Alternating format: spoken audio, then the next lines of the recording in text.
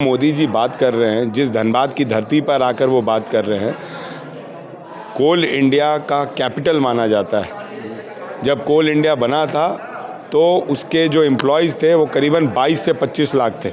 आज वो एम्प्लॉय का दर घटकर 1,70,000 हो गया। 7 साल से करीब मैं समझता हूँ कि 2 लाख से ऊपर लोग मेडिकल अनफिट बोर्ड नहीं होने के कारण कोल इंडिया के परिवार से विदा हो गए और भगवान को प्यारे हो गए। मोदी जी का नज़र उस पर क्यों नहीं जा रहा है? कोल इंडिया में विस्थापित नीति को लागू करना, कोल इंडिया में जो ज़मीन अभी तक माइनिंग प्लेटफॉर्म पर नहीं आए हैं वो ज़मीन विस्थापितों को वापस करना। हर राज्य का अपना एक विषय होता है। झारखंड राज्य का विषय है 1932 का खतियान, नियोजन नीति, 27% OBC, सरना धर्म कोड, ये झारखंड राज्य का विषय है। जिस तरीके से गारंटी की वो बात कर रहे हैं तो उन्हें 15 लाख की भी गारंटी को याद रखना चाहिए, उन्हें 2 लाख की नौकरी की भी गारंटी को याद रखना चाहिए। उन्हें झारखंड में उनके रघुवर दास मुख्यमंत्री जब थे तो पारा शिक्षकों की गारंटी को भी याद रखना चाहिए। धर्म के नाम पर लोगों को निर्विमित करना, धर्म के नाम पर जिससे नौकरी चाहिए हिंदुस्तान की जनता उससे मंदिर मांग रही है, और जिसको मंदिर में पूजा जाना चाहिए उस माँ बाप को बेइज्जत कर रही है। ये आज का ट्रेंड बन चुका है। प्रधानमंत्री नरेंद्र मोदी धनबाद में हैं और उन्होंने कहा कि मोदी की गारंटी आज ज़मीन पर है। क्या वाकई में सारी गारंटियां पूरी हो गई? ये सवाल है। आज जब सत्ता पक्ष से सवाल किया जाए, कोई भी सत्ता पक्ष, तो वो कहता है विपक्ष से पूछ के आओ। विपक्ष से पूछिएगा तो कहेगा आप सत्ता पक्ष के पत्रकार हैं। ऐसे ही चल रहा है सिस्टम। दरअसल सब कोई अपने को चलनी और दूसरे को सूप, या अपने को सूप और दूसरे को चलनी बताने के फेरा में है।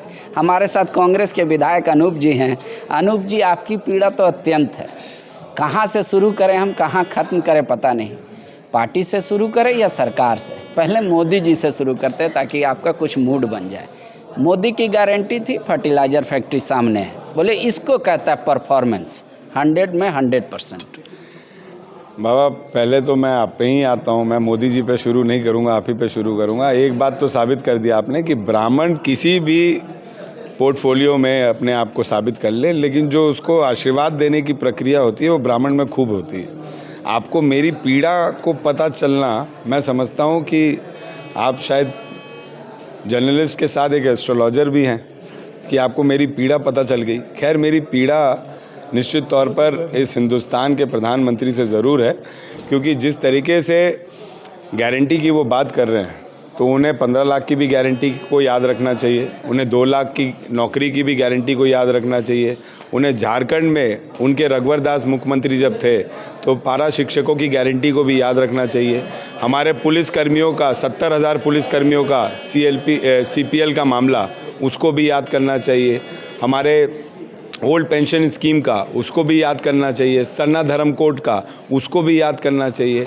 नियोजन नीति और खतियानी नीति का जो बिल पास करके भेजा गया, जिसमें उनके विधायक ने भी किया, 27% OBC में उनके विधायक ने भी किया, जिसको गवर्नर ने वापस किया, उसकी गारंटी को भी मोदी जी को याद करना चाहिए। गवर्नर तो कह रहे हैं ये इलीगल है, 27% हो नहीं सकता, आरक्षण का स्लैब ऐसे नहीं बढ़ा सकते हम। गवर्नर साहब के पास हर चीज़ में तर्क है। जब सही करना होगा तब उनके पास तर्क है, जब गलत करना होगा तब भी उनके पास तर्क है। हमारे सरकार को बहुमत होने के बाद भी 48 घंटे के बाद बुलाया जाए, ये उनके पास तर्क है। लेकिन उन्हीं के विधायकों ने सत्ता दल के विधायकों के साथ मिलकर जो बिल पास कर भेजा, उस पे भी उनके पास तर्क है। मैं तर्क देने से कुछ नहीं होगा, हमें डिलीवर करना होगा। आप डिलीवर नहीं करिएगा तो आज के समय में जनता इतनी बेवकूफ़ नहीं है, चाहे वो राज्य सरकार हो चाहे वो केंद्र सरकार हो, आपको जनता जवाब देगी। धर्म के नाम पर लोगों को निर्विमित करना, धर्म के नाम पर जिससे नौकरी चाहिए हिंदुस्तान की जनता उससे मंदिर मांग रही है, और जिसको मंदिर में पूजा जाना चाहिए उस माँ बाप को बेइज्जत कर रही है। ये आज का ट्रेंड बन चुका है। मैं कांग्रेस पार्टी का हूँ, लेकिन मैं सीना ठोक कर बोलता हूँ कि मैं अपने धर्म को सबसे ज़्यादा सम्मान देता हूँ, और जो पूरे राज्य में किसी 81 विधायक ने नहीं किया होगा रामलला जी के जन्म प्राण प्रतिष्ठा के दिन, वो मैंने किया। 30,000 अपने क्षेत्र की जनता को मैंने भोजन खिलाया। जागरण कराया, राम कथा करवाया। उसमें ना हिंदू देखा गया, ना मुस्लिम देखा गया, ना क्रिश्चियन देखा गया। हर लोग ने आकर भोजन और प्रसाद ग्रहण किया। कर्म भावना सबसे बड़ी होती है, राजनीति भावना सबसे बड़ी नहीं होती है। और जो मोदी जी बात कर रहे हैं, जिस धनबाद की धरती पर आकर वो बात कर रहे हैं, कोल इंडिया का कैपिटल माना जाता है। जब कोल इंडिया बना था तो उसके जो एम्प्लॉयज़ थे वो करीबन 22 से 25 लाख थे। आज वो एम्प्लॉय का दर घटकर 1,70,000 हो गया। और 940 पिछले 7 साल में उन्होंने वर्बली आदेश पे बंद किया हुआ है। माँ बाप मर गए, बाप कैंसर से पीड़ित होते होते इलाज के दौरान मर गया, माँ जो है अस्थमा की शिकार होते हुए मर गई, कुछ लोग अपने बेटे को नौकरी दिलाने के आस में ही मर गए। लेकिन 7 साल से करीब व करीब मैं समझता हूँ कि 2 लाख से ऊपर लोग मेडिकल अनफिट बोर्ड नहीं होने के कारण कोल इंडिया के परिवार से विदा हो गए और भगवान को प्यारे हो गए। मोदी जी का नज़र उस पर क्यों नहीं जा रहा है?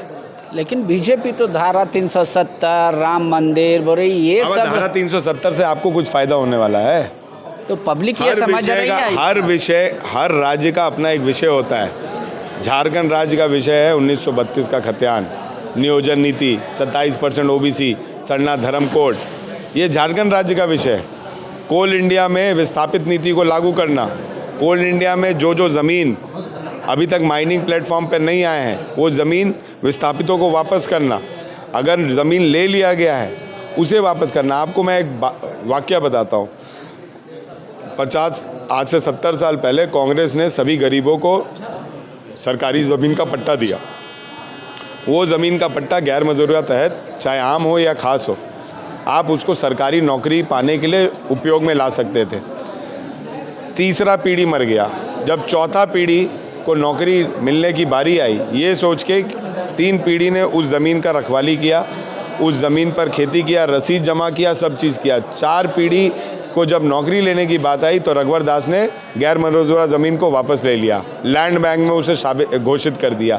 वो गरीब क्या करेगा? मतलब वो 4 पीढ़ी पहले भी गरीब था और 5वां पीढ़ी में भी गरीब है, क्या उसे नौकरी पाने का हक नहीं था? आपको लगता है अनूप जी कि ये सारे मुद्दे होंगे लोकसभा में, लोगों के दिमाग में जब वो वोट करने जाएंगे? क्योंकि उनका तो दावा है अब की बार 400 पार। सर, दावा होने से कुछ नहीं होता है। 2 बार का उनका रिकॉर्ड भी है, ट्रैक रिकॉर्ड अच्छा। तो वैसे तो कांग्रेस का भी रिकॉर्ड है 70 साल का। हाँ बिल्कुल, ठीक है। किसी के ट्रैक रिकॉर्ड से आप नहीं साबित कर सकते। रघुवर दास जी का भी रिकॉर्ड था 5 साल का। एक पहली बार एक मुख्यमंत्री आए थे जो फुल बहुमत में आए थे, जनता ने जवाब दिया ना। देखिए, हर राज्य की परिस्थिति अलग होती है और झारखंड 400 पार वाले आंकड़ा में नहीं आता है। झारखंड की जनता बखूबी जान रही है कि एक आदिवासी परिवार को, जिसने झारखंड को पहचान दिलाने की काम की और जिसको जनता ने सराखों पे बैठा के उसके बेटे को मुख्यमंत्री बनाया, उसको जेल भेजने का काम बीजेपी पार्टी ने किया है। निश्चित तौर पर जनता इस पर जवाब देगी।